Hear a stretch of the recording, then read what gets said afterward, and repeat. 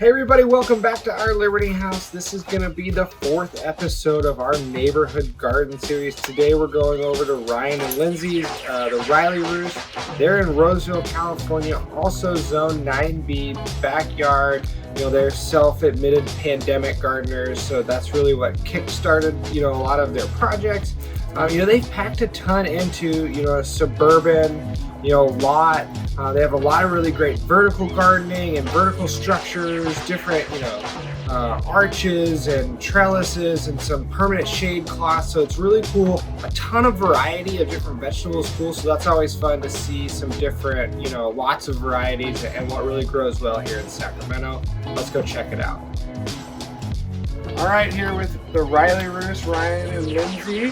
So they've got 2 gardens here, right? And why don't you guys give us just kind of an overview of like when you started the garden and your expansion?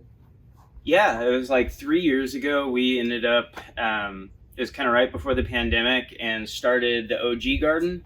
And then last year decided to expand, and so we doubled the space. And yeah, it was originally I worked for a company that we needed to take some beauty shots, and so that was the original reason why we even started landscaping and that kind of stuff. Nice. So you got some free lumber, wanted a garden, and now, as gardeners do, we've doubled or expanded. Exactly. Because there's always more things to grow. So why don't we get into kind of touring what you guys are growing, what your beds look like, what you do for irrigation and stuff, and we'll start with the original one. Sounds good. So to the right, I'll let her do it because I just build the stuff. She grows it. So we have a pepper bed going on this side. We have Thai chili peppers. We have a couple of jalapeno and then a Hungarian hot wax. This Hungarian hot wax has been super prolific, and they're a lot spicier than I anticipated. We do have a habanero here, but it's kind of being taken over by this like lipstick plant that I keep swearing I will trim back, and then I just can't bring myself to do because the bees love it. It's great for the pollinators. Yes. What did you guys start the seeds yourself, or are these starts? So I started some seeds, and then a lot of my starts died. Like, it just was sad. So a couple of pepper plants. This was like a bell pepper a friend gifted me, and then Green Acres is our friend. So if definitely. I kill the little seedlings, we can run to Green Acres. Yeah, no shame in that game. Nope, not at all. But yeah, these look really great. There's a ton of peppers, so I think the pollinator plant is definitely helpful with that one. Yes, and we get the big black like carpenter bees that love to hang out on this one. Yeah. And then our dog Buddy likes to try to jump up and catch them. Yep. So one of these days he's going to, and it's not going to be a good thing. Looks like we got some squash growing vertically. Yeah. So in the back here we have some butternuts. We have an issue with squirrels. So we think the squirrels started eating the ends of the vines, because this was beautiful and it was spreading everywhere.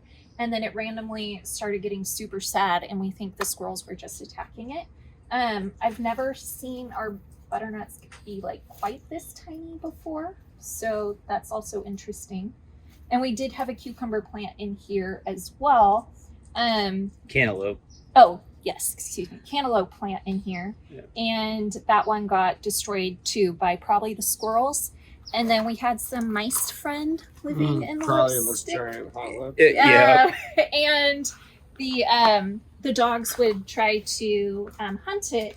And so I also think that that's why the cantaloupe plant just died, was because they were jumping in the bed as well. In this bed, we have our Armenian cucumbers. And because we did not put a shade cloth on this bed this year, they are getting super fried and just super crunchy. We were gonna pull this out, but it started getting more blooms on it, so we're just gonna leave it for now. You guys get full sun because it's like 9 in the morning, so that's gonna be east, so it's full. And then it sets over there, so it's literally all day. But the eggplant are happy here. Oh, we have a ton of eggplant. A couple different varieties. A friend gifted them to us, and they're both different types of Asian long eggplant. And those I've noticed are more tender and less bitter than the ones you get at the Like grocery these store. ones? Yeah. Mm-hmm. Rather than like the big fat globe ones. Those can be a little bit bitter and more tough. I feel like eggplants are a great confidence crop for new gardeners, especially because they seem to grow in like any climate. You know, even if you don't like eggplant, you're like, I grew this. You know? Yes. I do that a lot. I'll run out to the garden and be like, I grew a thing. Yeah, Yes. it's a great. Then the second year, she decided she wanted to try to do square foot gardening, and so we have these little square foot little gardening or little irrigation lines. built like a Probably grid. wouldn't have done that again, but it was a fun experiment. And what's difficult about that is getting the emitters right. Yeah. So there's little emitters, and when you have your water source on one side, there's a lot more pressure on one side versus the one Yeah. that's furthest away. We also grow carrots in here, and I've noticed that the carrots that are closest to the water source do super well, and then the ones that are furthest away do less well. So Yeah, I am carrots excited. have to stay wet, right? Yeah, and just more consistent watering. All right, this is impressive. This is our jungle. So kind of a big jungle of vertical gardening, which you guys know we love, and in residential backyard space, like you can always grow more up. So what kind of construction do you have going on here? So you've got the, what is that called? Like the lean and lower single stem Yep. kind of. Yeah, we did single stems. So I just have trellises going all along the side, and then strings coming down. And all of our beds are built a certain way where you get more internal space, and that also allows for us to do these like kind of grow more vertically and have it be a little bit nicer, a little more aesthetically pleasing too. So the premise is you take a string, and one side is hung up at the top, the other is down at the bottom. And if you do this correctly, which is like pruning it and being on top of it, which we do not, you have one single stem that goes all the way to the top. We use tomato clips to make sure that the tomato stays on the string. And supposedly you can get better yields because all of the plant's energy is going towards just one stem versus all of these leaves, all of these other branches. But again, you have to stay on it. You have to prune all those suckers and have like 1 liter, and we don't do that very well. So I'm not sure if we're gonna do single stem again. We've done it 2 years in a row, and I'm just not the type of person that can make that hard decision of this one has to go. It just kills me every time. I can't prune them all. We've kind of fallen in the middle with our vertical. Like we heavy pruned a couple of years, and that's like it's a chore. And then now like I prune a little bit in the beginning and get them going, and then once they get this tall, I'm just all right, go over the trail. Like then and we've had a really good harvest. So I think it is tough to like be out here every day and you're like, oh, I don't want to prune this because there's a flower cluster or whatever. Exactly. Looks like you're using some pest management. Yes. So we have, again, rodent problems. So we have mice. And it was so disappointing when we would take all of this time and we finally grow these beautiful tomatoes, and then the critters would get them before we do. So we started buying these little mesh jewelry bags. You can get them super cheap on Amazon, like 100 for $10. And so now we do this every time we know we have a tomato, we put a bag on them. What variety is that? So this one is Paul Robeson. So we have 24 plants in here, which is a lot. So again, that's why you want to prune, and we don't. So our bad, learn from our mistakes. So we did Paul Robeson, we did Amish paste, we did a lot of other like cool heirloom varieties that are better for slicing. Yeah. So we have like hillbilly, we have rainbow, we have a bunch like that. But we have not had any tomatoes really. So we have Paul Robeson, we had a Cherokee purple earlier in the year, and then a couple of early girls. Yeah. And so part of that is we planted late. Okay. And I we remember have, saying that.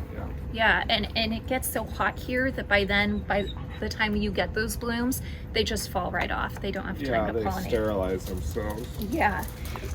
So next year we'll probably plant a little bit earlier. You might get another. You might be able to squeeze once it cools down here. They're all indeterminate, so they'll keep growing. Looks like you got lots of different basils, like intermixed planting. Got like yes. We've got the purple basil, which I always let go to flower because bees love it.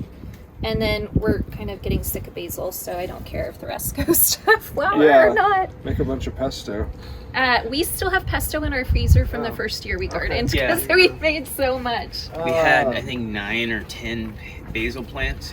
Yeah, it was a lot. First year. So we got a squash bed here with, this is kind of a cool, Ryan built this, right? It's supposed to be like a beehive kind of vibe, like a honeycomb. So we got the long beans that I think are becoming more and more popular. And we have regular Kentucky Wonder pole beans, and a purple one, and then the Chinese long noodle bean. And the Chinese long noodle bean is the only one we've grown successfully. So we cannot grow a green bean here to save our lives. We can't either. They get too hot. Like for the Kentucky Wonders, I see those, and so we just planted some, and next year everybody says they hold up in the pan better for cooking. They don't get mushy, even when they get that long. So I'm glad to see you guys are growing them as well, because that solidifies my hope for next year. Definitely give it a try. We want to get the red ones next year. Growing some patty pan, I think you said. Yep. So this is a patty pan, and you grow them up, so the trunk or the stalk, and you just keep tying them to your stakes. Unfortunately, with some of these, we didn't tie them to the stakes soon enough, and if we bent it upwards, it would snap. Have you had a pretty good harvest of these patty pans? We have, actually. Yeah. So the patty pans are doing really well, and it has a random second trunk going down here. That's a nice big white patty pan. We have 2 green zucchini, and then we have one that's the Italian heirloom that I can't I can never costata or whatever, but Romanesca, they're pretty or whatever. They're the pretty variegated kind of colors. And they are a lot tastier in my opinion than just a traditional zucchini. I think I've heard that more again from more people, and we probably won't grow just a traditional green zucchini again, because those, everybody says they hold up in the pan better, they stay firmer, they're not as watery. So great, Sacramento variety, more and more people that we talk to are growing similar to that one. Then we got some peppers. Habanero. So we've got really good habanero, and then this one's getting really big and it's turned orange. So I'm trying to grow more peppers to do hot sauces and stuff like that. So they seem to like your peppers. All look great, and the flowers, and they seem to like your. It's because they're my plants. He loves the peppers. Those are all him. Whereas I'm the grow tomatoes, grow. Honestly, I am so sick of these plants not producing that I just want to pull them all out. Ryan is the one that's making me keep them. And I'm like, no, get rid of them all. I'm done. You have quite a few cherry tomatoes, though. The cherry tomatoes have done awesome. We keep everything under shade cloth. This year that our 100-degree days started in May. And so we put the shade cloth up pretty early, and we just leave it on. So anything above 95 degrees, last year we would put it on, and then we would take it off, put it on, take it off. I'm not dealing with that. It'd be nice if you could construct a slide, And that's actually was my original plan for this stuff, was to be able to do that and then just connect them. It's a lot of work. It's a lot of work, and I haven't really figured out a good way to do it. It's like a sunshade. Yes. Yeah, it's massive like a massive sunshade, but it'd be nice to anchor it in the corner and then have the ability to just retract it. With the switch. It would so be all you nice, have to do. And it would be above the tomatoes, because when you have indeterminate tomatoes, they get to the top. So you want it to be taller than that so that it doesn't impact them. All right, so let's talk about the types of tomatoes, cherry tomatoes at least, because these are going bonkers as they're known to do. Yes, so we have 2 sun gold cherries, which are our favorite just for taste. Yeah. They're the best, and they're usually pretty prolific. We tried to do like the string method over here, and it doesn't do well with cherry tomatoes. They so sucker don't do out that. so much. No, and you yeah. don't want to cut them down. So we just let them flop around and go wild. So we have 2 sun gold. We have 1 black cherry, which it's turning into being more prolific than it was. But I don't like their flavor as much. Like they're not as tasty. I'm noticing that more and more with the funkier a tomato is. They don't like if you grow it for the look, like they usually don't taste as good. It's like just like a regular old that is a good tasting tomato because that's what it's supposed to be. Well, we did like a bumblebee something that was really cool striped. Yeah. Sunrise bumblebee. Yeah. That one is incredible. It looks really cool with all the stripes, but the flavor is out of this world. Those look like spoon tomatoes. So these ones are, some of them are just smaller, but these are the Sweet 100. Okay. So really, really prolific. Yeah, they go. But I honestly, I would just grow 4 sun gold in the future because they're just so darn tasty. Do you guys can at all or freeze tomatoes or anything? You have good harvest? If we had more than what we've been getting. Yeah. So last year, because our tomato harvest was so sad, I went to the farmer's market. We've befriended a couple of farmers there. And so I'm like, do you have any of like the soft squishy ones that you can't sell? And so like the sauce tomatoes, and he gave us like a 10-pound box of sauce tomatoes. So that was great. So water canning intimidates me. You guys have inspired me. You've told me that it's less scary than I think it is. So we just froze ours. And that works. And it was great. So it's having dinner and be like, all of this came from our garden, or I made all of this, even if I had to supplement from something from the farmer's market. I love your guys's. We have the same one, the water meter. Yes, and the little frog. It just makes me happy. Our friend gave that to us 3+ years ago, and it's held up and works great. Well, and because when it comes to watering, each bed is different. Yeah. And so what's growing in them, how much direct sunlight they get. So it is nice to kind of. And so I do not water until it's going from blue is like it's super wet, green is that it's moist, and then red is that it's dry. I wait until it's getting to the dry section in order to water. We have soaker hoses in most of our beds, and again, everybody's bed will be different, so it's not a one size fits all. We like the soaker hoses because we can water for us once a week usually. Yeah, that's impressive. I mean, obviously everything looks. I mean, you got to get some sunburnt stuff just from the 100-degree heat, but everything looks like that watering schedule has been really good. And we put ball valves on all of our beds, and that's been really cool because then each bed's not the same, so we get a chance to really. Yeah, we talked about that too with the video last week, and we haven't done that on our beds, and it's like everybody we know has valves for each bed, so we'll probably need to change. So all of these were originally sprinklers. Yeah. So we just did risers up and then the other thing that's been a game changer is because our very first year I was overwatering because I'm a new plant mom. I don't know what the heck I'm doing. So it's 100 degrees, I better water it more.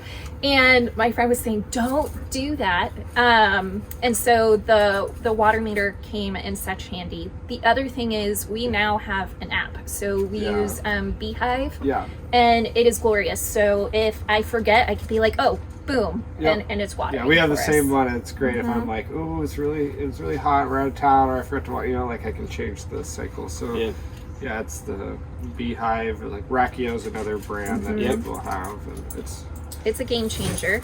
The other thing is we are switching over. So we usually do a fish guano fertilizer, again, that we get at Green Acres. Yeah. But we've heard everybody talking about Neptune's Harvest. So that is what we're going to use next time. It's nice. It's a balanced 2-4-2, but it has more of the phosphorus for some flower production too. Mid-season you don't want to flood them with nitrogen. And a lot of those fertilizers have they're like a 4-4-4 or something. So it's nice to have still a little nitrogen. Keep everything happy, but really pump the phosphorus up for the flowers.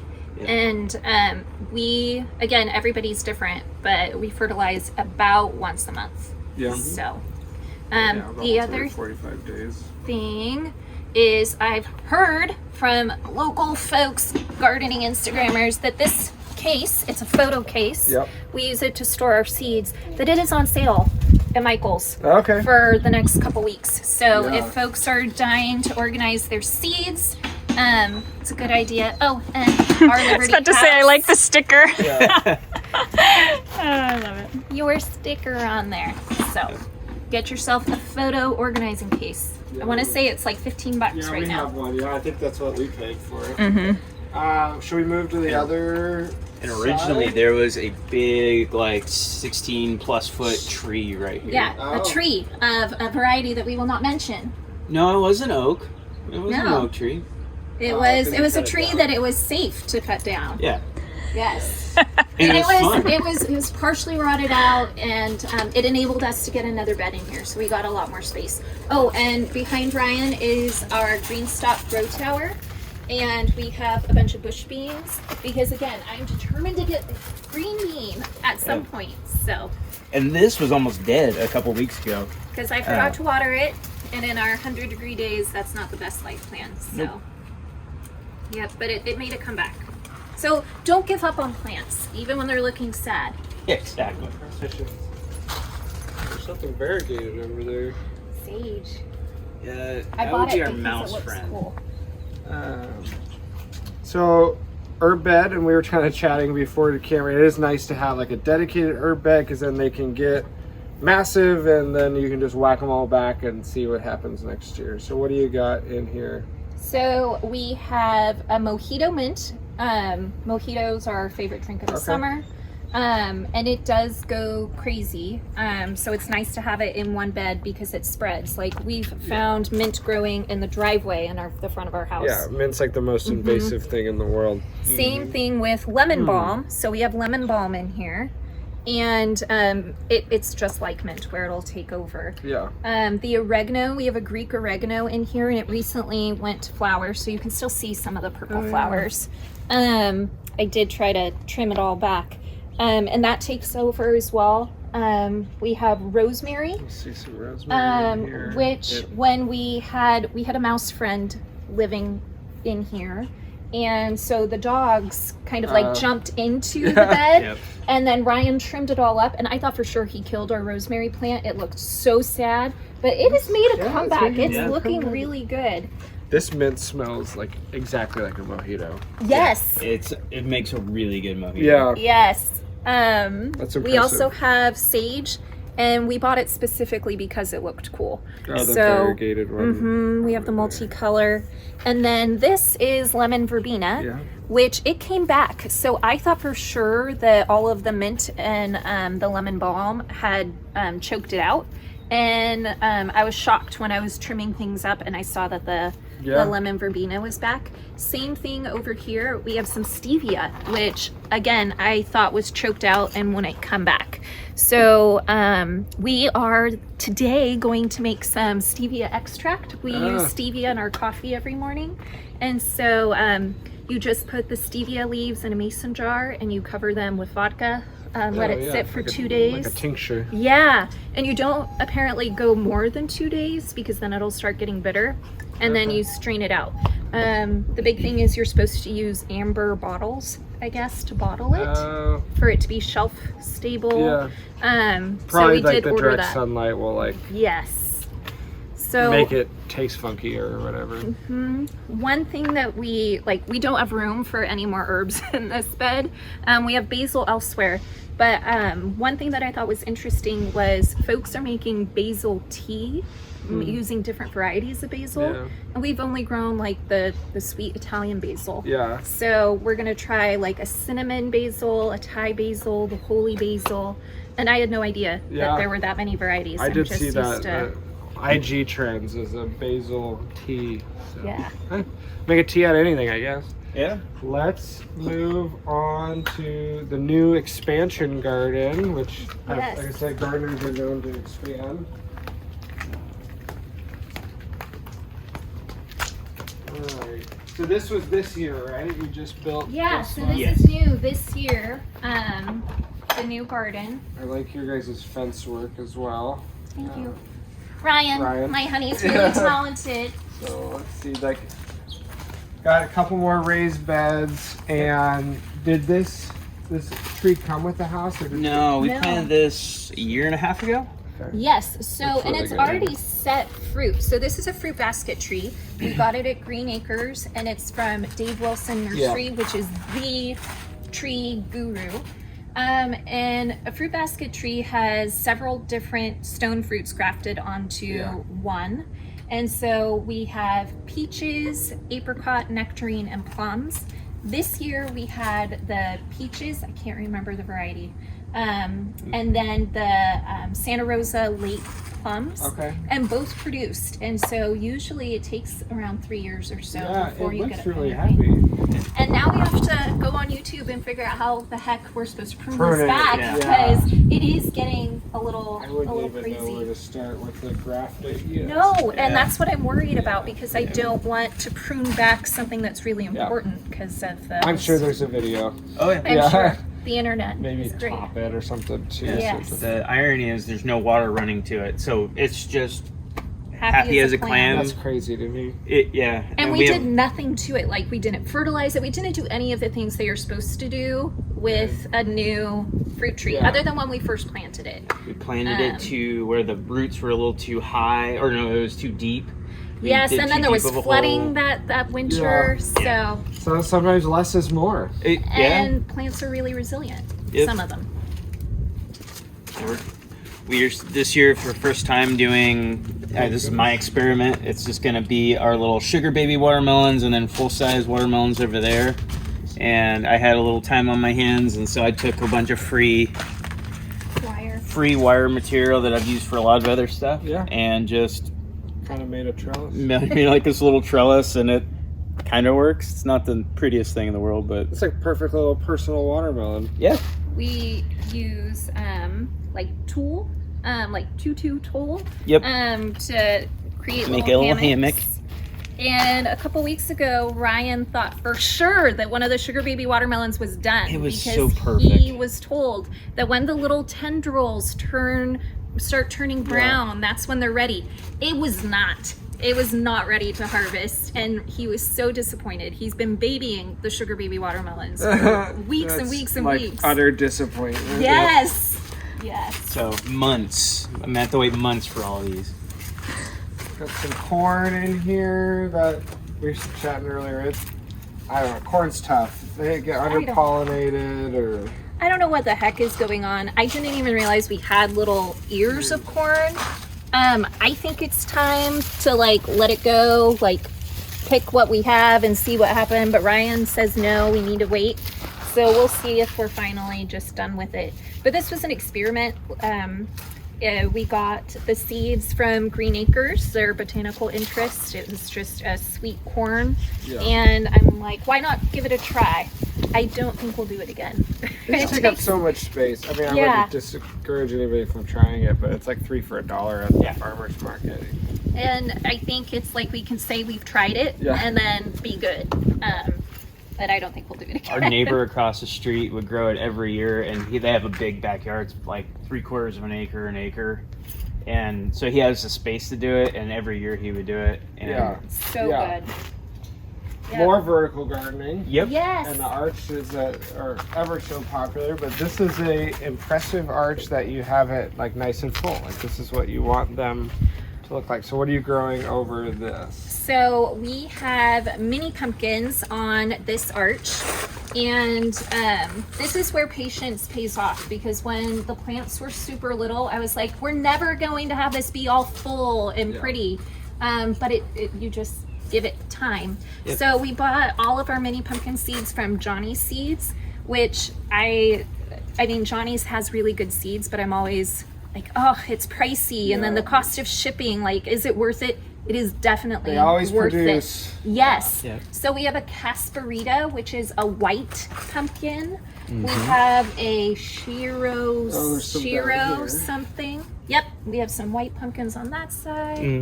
We've got the Shiro gourds that are like this greenish gray color that are really cool. So we've got some of those here. How much work have you guys had to do to like trellis this, or does it, since it's a vine, it just kind of does its own thing? You do have to like lift, because it wants to be on the ground. So you have to lift it up and start weaving it. And once you've got that down, it does it on its own. Yeah. On this side, we have a speckled hound, which there's a teeny tiny one here. It's orange, it has some speckles on it. And then the Jill B. Little hasn't produced yet, but I'm thinking this one might eventually be a Jill B. Little. Yeah, it looks like you guys have quite a few, and some ones that are waiting to be pollinated, hopefully. Yes. Yep. These little guys. So. And they're doing all right. We're just gonna let them do their thing. They're But fun little table pumpkins. yes, Yeah. yes, indeed.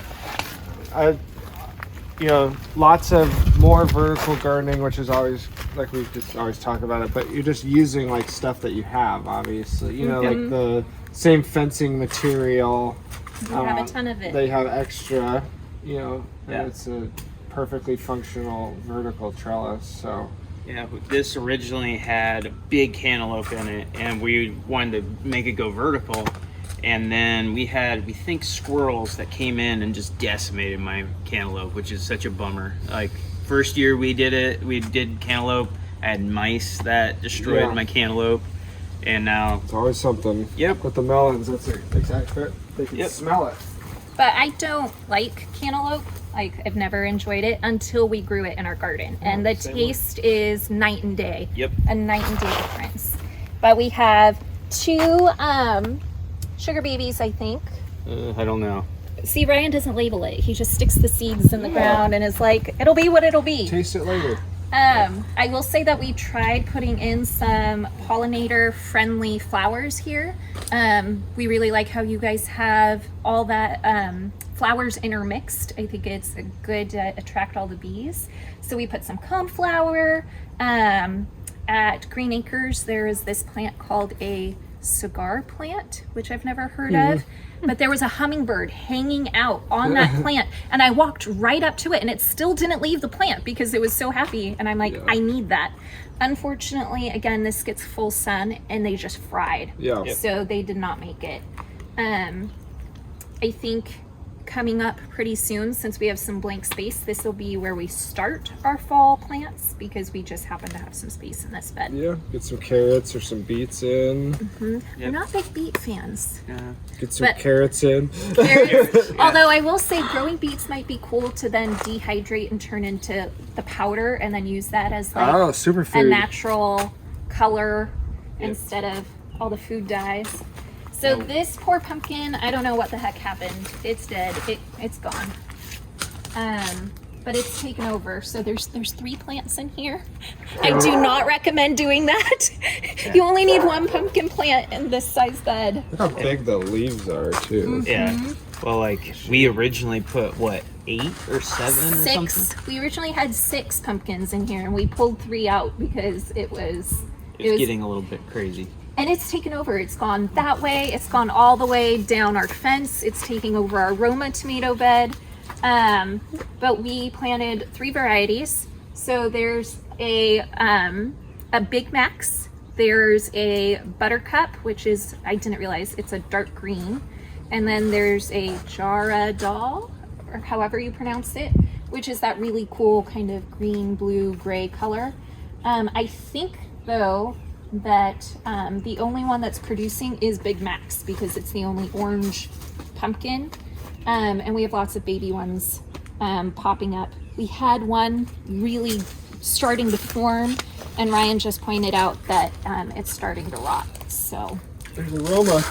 Yes. Roma We have there. lots of Romas. which I've never been able to grow aroma, but this I've completely neglected. Normally we have a shade cloth over this and we just leave it. And so I don't know what's going on underneath the shade cloth. I just let it be. So they're not the healthiest. They're falling out of their cages, but I figured it's good enough as an experiment. So Yep, and we have tomatoes that are popping up. Yeah. So I think they're determinate, aren't they? yeah. Mhm. Yeah. Nice determinate. I'll hopefully get a big crop here. We will see. Yeah, This the is- heat, the 100-degree heat just killed the pollination rates. Yes. Yep. It's a giant sunflower. Yeah. This is our first year growing sunflowers. Yeah. So I took a bunch of different varieties. We had a mammoth, we had, I think it's an American giant, autumn beauty, and maybe one other type. And I just mixed them up in my hand. We Okay. each took half, and we kind of tried to line the back of these beds with sunflowers so that as you look this way, you can see all the happy flowers. Well, and they'll face the sun in the morning. Like, Yep. it's kind of cool. And it has been. It's brought a lot of joy. There's 3 of them that have really big heads are starting to dry out. So I'll have to see if they're safe to harvest all the seeds. We heard recently you could barbecue them. I've seen that. That'd be interesting. Before they set the seeds, like when they're like young, you like cut it, clean it off, put some olive oil, and like barbecue it. Yep. I was like, oh, I'll barbecue anything. Yeah. Give Yeah. it a shot. Yep. Cool. Last one, did we talk about the Tomatillo Forest? Haven't yet. That's a lot of tomatillo plants. Well, this is only 2 plants. There were 3. One of them died. Wow. Yeah. And we're trying to hedge our bets because last year we got no tomatillos, and it made us very sad. And so we had this under a shade cloth. Yeah. And they were looking really, really sad. So once we removed the shade cloth, they perked right back up. It's weird. Yeah, they were really yellowy. Like leaves were falling out, the flowers weren't producing anything, and then once we took those shade cloth off, it was Are great. these just a standard green tomatillo? Yep. Yep. Not any like And- the fancy like Queen of Malinalco or whatever. everybody's No, into. we're I not tried growing fancy. those Yeah. from seeds. Yeah. I want green, and I want Purple. yellow, and I want purple. And all of my seedlings, the tomatillo ones died. Yeah. So again, Green Acres is our friend. When I The kill a tomatillos seedling, are so hard to start from seed. They just grow vertically, like it's. So I was up potting, like constantly making like up potting them because then they just kept growing tall. But that seemed to work. Yeah. So. Yeah, then we have 3 peppers underneath that are just getting crowded out, but They look. I mean, healthy foliage. There's a couple Yeah. peppers in there. yeah. just So. getting a little crowded by the tomatillos. And next year, I thought our first year we had 2 tomatillo plants, and they were like trees. They required no Yeah. staking. They stayed upright. Oh, They really? were strong. It was incredible. And we thought the same thing would happen last year, and they didn't. They were like all floppy, and we're like, what do we do with these plants now? Yeah. So this year, I'm like, I bet if we put them in tomato cages, they would be fine. Yeah. They are not fine. No. Lesson learned. Next year we'll probably do like a Florida weave on the Okay. tomatillos to try to keep them. They are tough because I Upright. mean we have them on our vertical trellis, and I'm constantly like they just go wide more than they go vertical. So I think a Florida weave would help. Just like, hey everybody, you know, like Squish in here. Which is what we did the first year with our tomatillos and our tomatoes. We did Yeah. a Florida weave. yeah, So yeah. Sometimes, like I said, simple is best. Yes. You know, just tie everything up and harvest away. yep.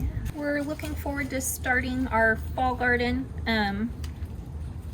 Even as we're enjoying all of the summer produce. It's such it's a tough hard. decision. You're Yes. like, but What stays, what it's goes. like you can only eat so much squash. You know, what I mean, you're like, all right, let's. You know, I want a carrot or something. Yeah. Yes. Well, and last year for the carrots, we did these Pelleted like pellets. seeds. Oh, Again- we wouldn't do Game anything changer. different. Johnny's seeds, man. Johnny's pelleted carrot seeds were a game changer. They're nice because they have the coating on them, right? And then Yes. you can actually like, so it's less thinning, and I think the coating helps like with a lot of water retention. Yep. So the seed stays moist. So that's Well, and they were actually long. Like we did them just out of normal seeds one year, and they were like had like 3 or 4 legs. It just Yeah. looked weird. And then last year they were straight. They were like a foot long. I mean, they were perfect. real carrots. Yeah, they Yes. were real carrots. And carrots are probably my favorite thing to grow because you don't know what you're gonna get. Yep. The mystery of adventure. pulling. Yes. It's kind of like Yes. potatoes too. Definitely. All right, that is the tour here at the Riley Roost. We love seeing, what you guys are doing, reinstating, some of the stuff that we've seen in other people's, Sacramento gardens and different things. So it's really great. Do you guys want to share anything with the people watching? Just keep going. So even if you're not successful the first try, don't give up. Even when you think a plant is dead, maybe keep it around for a little while because it may make a comeback. Yep. And it doesn't have to be perfect, and it doesn't have to be Instagram picture perfect worthy. Yeah. The point is you can grow your food, grow pretty things. And yeah, It so can be just try. a good hobby that you Yeah. get tomatoes or you get to eat things Yes. like eggplants. So Yes, definitely. we will put all their information at the Riley Roost on Instagram in the description, and we'll check you guys next week. Thanks for coming.